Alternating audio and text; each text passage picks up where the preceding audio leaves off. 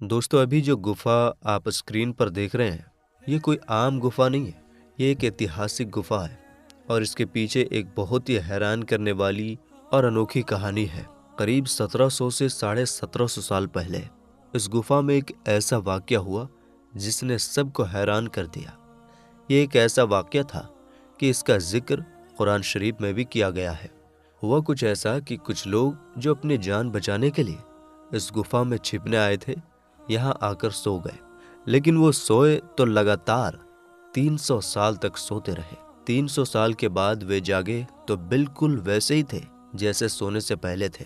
نہ ان کی عمر بڑھی تھی اور نہ ان کے شریر میں کوئی بدلاؤ آیا۔ اب سوال یہ ہے کہ یہ لوگ کون تھے اور وہ اتنے لمبے وقت تک کیسے سوتے رہے،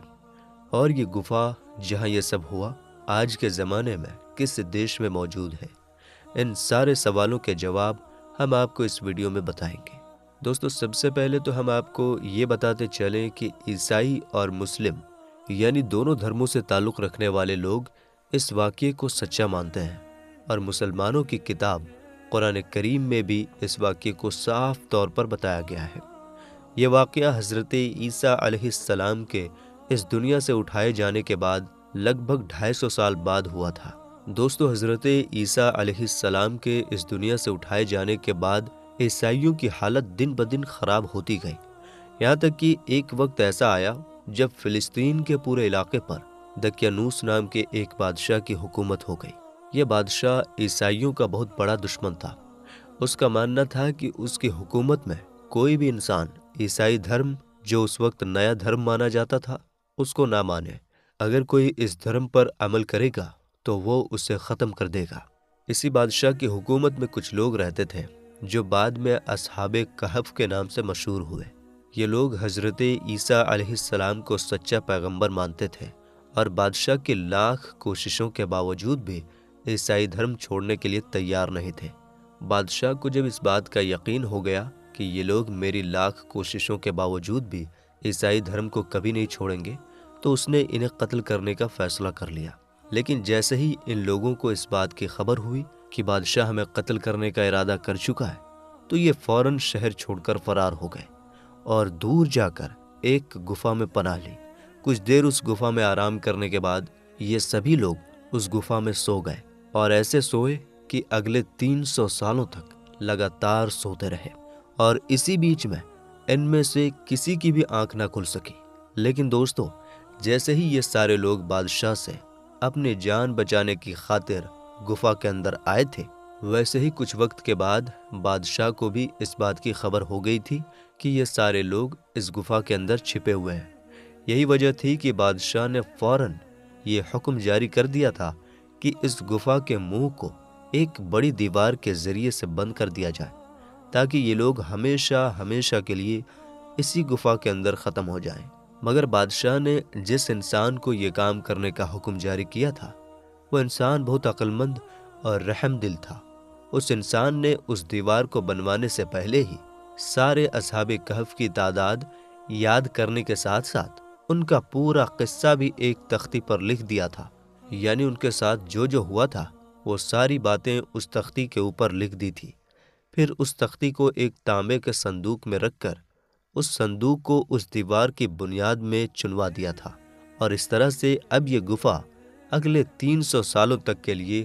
پوری طرح سے بند ہو گئی تھی۔ لیکن دوستو یہ بات تو بالکل ظاہر ہے کہ 300 سال کا وقت کوئی ایک چھوٹا سا وقت تو نہیں بلکہ ایک لمبا وقت ہے، اور یہی وجہ تھی کہ ان 300 سالوں کے بیچ میں دھیرے دھیرے پوری دنیا کا نقشہ بدلتا گیا، اور جس جگہ پر دقیانوس بادشاہ کی حکومت ہوا کرتی تھی وہاں پر بھی بادشاہ اور حکومتیں بدلتی گئیں، یہاں تک کہ جب 300 سال پورے ہونے والے تھے تو بیدروس نام کے ایک بادشاہ کی حکومت قائم ہوئی۔ یہ ایک ایسا بادشاہ تھا جو کہ عیسیٰ علیہ السلام کا ماننے والا تھا اور بہت نیک اور رحم دل انسان تھا۔ یہ ہمیشہ اپنے قوم کی فکر کیا کرتا تھا، کیونکہ دوستو اس کے زمانے میں عیسائی آپس میں ہی لڑ کر کئی حصوں میں بڑھ چکے تھے، یہاں تک کہ بہت سارے لوگ تو ایسے بھی تھے کہ جو حضرت عیسیٰ علیہ السلام کی بتائی ہوئی بنیادی چیزوں کا بھی انکار کرنے لگے تھے۔ یہ بادشاہ اپنی قوم کے اس حال سے حد سے زیادہ پریشان رہا کرتا تھا اور اکثر رو رو کر یہ دعائیں مانگا کرتا تھا کہ یا اللہ کوئی ایسا کرشمہ ہو جائے کہ جس کی وجہ سے میری قوم کے سبھی لوگ اللہ اور قیامت کے دن پر ایمان رکھنے لگے۔ اور آخرکار اس بادشاہ کی یہ دعا قبول ہوئی، اور ایک چرواہا جو اپنی بکریوں کو اس گفا کے پاس میں ہی چرایا کرتا تھا، اس نے اس گفا کو دیکھ کر یہ فیصلہ کیا کہ میں اس گفا کی دیوار کو گرا کر اس گفا میں اپنی بکریوں کے بیٹھنے کا انتظام کروں گا۔ لہٰذا اسی ارادے کے ساتھ اس نے کچھ لوگوں کے ساتھ مل کر اس گفا کی دیوار کو گرا دیا۔ دیوار گرتے ہی وہ سارے لوگ ڈر کی وجہ سے سہم گئے جنہوں نے اس دیوار کو گرایا تھا، اور ان سبھی لوگوں پر ایسی ہیبت طاری ہوئی کہ وہ چند منٹ کے اندر ہی وہاں سے فرار ہو گئے۔ لیکن دوستو، بھلے ہی وہ سارے لوگ تو فرار ہو گئے، لیکن گفا کے اندر موجود ان سبھی لوگوں کو جگا گئے جو پچھلے 300 سالوں سے سو رہے تھے۔ ان لوگوں نے جاگتے ہی نہ صرف آپس میں سلام اور کلام شروع کر دیا تھا، بلکہ کچھ وقت کے بعد ہی عبادت کرنا بھی شروع کر دی تھی۔ گفا کے اندر موجود ان سبھی لوگوں کو جب تھوڑے وقت کے بعد بھوک محسوس ہوئی تو ان لوگوں نے اپنے ہی ایک ساتھی جس کا نام یملیکا تھا،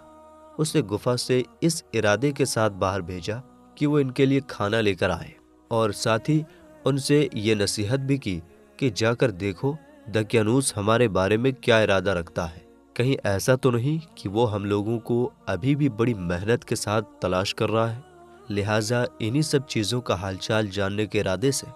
یملیکا اس گفا سے باہر نکلے، لیکن باہر نکلتے ہی حیران ہو گئے، کیونکہ وہ شہر کہ جس کے بارے میں وہ یہ جانتے تھے کہ یہاں پر حضرت عیسیٰ علیہ السلام کا نام لینا بھی جرم ہے، وہاں پر تو اب ہر انسان حضرت عیسیٰ علیہ السلام کا ہی کلمہ پڑھ رہا تھا، اور ہر انسان کے منہ سے اللہ اور اس کے نبیوں کا ہی نام سنا جا سکتا تھا۔ یملیکا یہ سب دیکھ کر ابھی حیران ہی تھے کہ اتنی دیر میں ایک کھانے کی دکان پر بھی پہنچ گئے، اور دکان والے کو دقیانوس کے زمانے کا سکہ دے کر کھانا مانگا، کیونکہ وہ تو ابھی بھی یہی سوچ رہے تھے کہ وہ گفا کے اندر 300 سال نہیں بلکہ چند گھنٹوں کے لیے ہی سو گئے تھے۔ مگر سچائی کچھ اور تھی۔ دقیانوس کے زمانے کا وہ سکہ نہ صرف بہت وقت پہلے ہی بند ہو چکا تھا، بلکہ اس وقت تو اس سکے کو پہچاننے والا بھی کوئی انسان نہیں رہ گیا تھا۔ یہی وجہ تھی کہ اس سکے کو دیکھتے ہی دکاندار کو یملیکا پر شک ہو گیا، اور اس دکاندار کو یہ لگنے لگا کہ یا تو اس انسان کے ہاتھ کوئی پرانا خزانہ لگ گیا ہے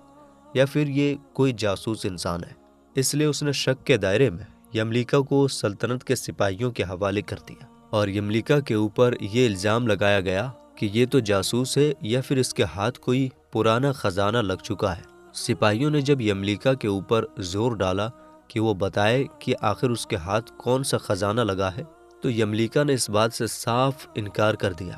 اور یملیکا نے کہا کہ جسے تم خزانہ بتا رہے ہو یہ تو ہمارا ایک معمولی سا سکہ ہے۔ تو سپاہی کہنے لگے کہ ہم کیسے مان لیں کہ یہ تمہارا سکہ ہے، کیونکہ یہ سکہ تو آج سے لگ بھگ 300 سے 400 سال پہلے چلا کرتا تھا۔ اس سکے کو بند ہوئے ایک لمبا زمانہ گزر چکا ہے، اور تم تو ابھی بالکل جوان ہو، تو ہم یہ کیسے مان لیں کہ تمہارے ہاتھ کوئی پرانا خزانہ نہیں لگا ہے۔ اس پر یملیکا نے سپاہیوں سے کہا کہ اچھا یہ بتاؤ کہ دقیانوس بادشاہ کا کیا حال ہے۔ سپاہیوں نے جواب دیا کہ دقیانوس نام کا تو کوئی بادشاہ اس وقت پوری دنیا میں موجود ہی نہیں ہے۔ ہاں، آج سے لگ بھگ 300 یا 350 سال پہلے اس نام کا ایک بادشاہ اسی جگہ حکومت کیا کرتا تھا، جو بہت ظالم اور بے رحم انسان تھا۔ یہ سن کر یملیکا حیران ہو گئے، اور انہوں نے فوراً سپاہیوں سے کہا کہ ایسا کیسے ہو سکتا ہے؟ ہم لوگ کل ہی تو دقیانوس سے اپنی جان بچانے کی خاطر اس گفا میں جا کر چھپے جہاں ابھی بھی میرے اور ساتھی موجود ہیں۔ یہ سن کر سارے سپاہی حیران ہو گئے اور یملیکا کی بات کو ماننے سے انکار کر دیا۔ تو اس پر یملیکا نے کہا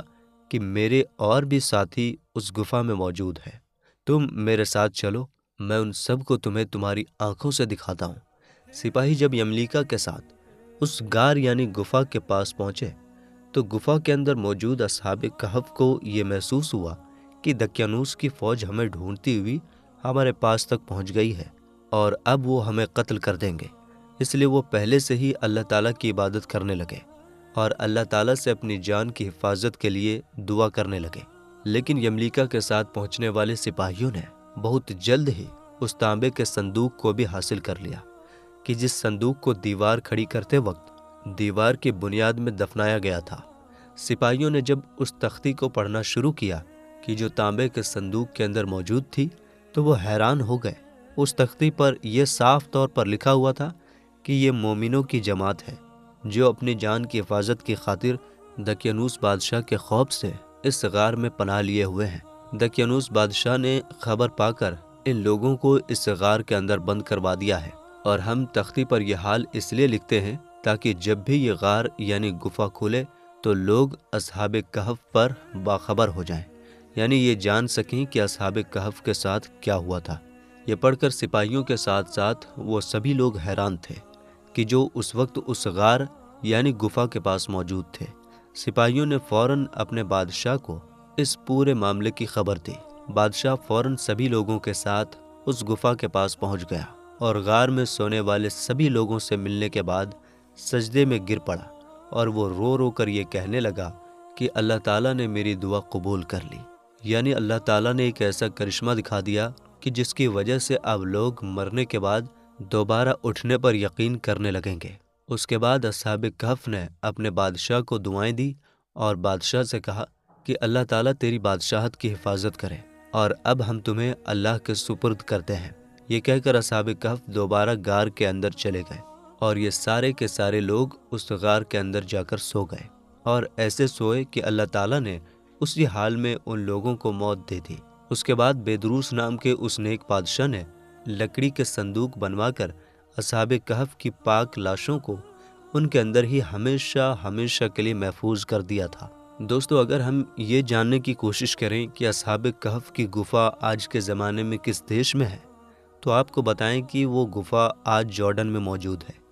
حالانکہ بہت سے لوگ ترکی کے ازمیر شہر میں موجود ایک گفا کے بارے میں بھی دعویٰ کرتے ہیں کہ وہ اصحاب کہف کی گفا ہے، لیکن قرآن شریف میں گفا کی جو نشانیاں بتائی گئی ہیں وہ ترکی کی گفا کے بجائے جارڈن کی گفا پر زیادہ میل کھاتی ہیں۔ اس لیے زیادہ تر ریسرچ اسکالرز کا ماننا ہے کہ جارڈن میں موجود گفا ہی اصلی اصحاب کہف کی گفا ہے۔ اب اگر بات کریں کہ گفا میں کتنے لوگ تھے جو 300 سال تک سوئے رہے، تو حضرت عبداللہ ابن عباس رضی اللہ تعالی عنہ کی حدیث کے مطابق وہ کل 7 لوگ تھے، اور ان کے ساتھ ایک کتا بھی تھا جو ان کا 8واں ساتھی تھا۔ ویسے دوستو، آج کی ویڈیو کو ہم یہیں ختم کرتے ہیں۔ اگر ویڈیو پسند آئی ہو تو اسے لائک ضرور کریں اور اپنے دوستوں کے ساتھ شیئر کرنا نہ بھولیں۔ اسی طرح کی جانکاری اور اسلامک معلومات کے لیے